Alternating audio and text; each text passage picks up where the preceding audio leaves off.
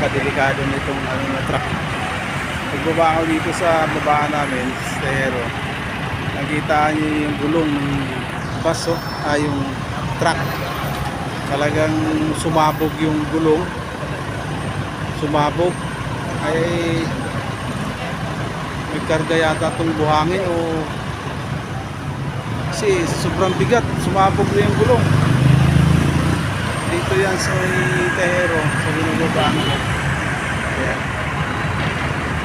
Diba ako, ito yung nakita ko. Inintuan ko na. Sumabog.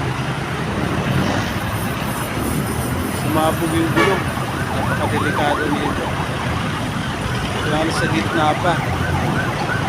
Pag ito'y malayo-layo ang biyahe nito, ang gulong niya kasi recap. Recap na yung gulong, pud-pud na Kinilig pa rin, kaya yun, sumabog. Kaya nangyari dyan,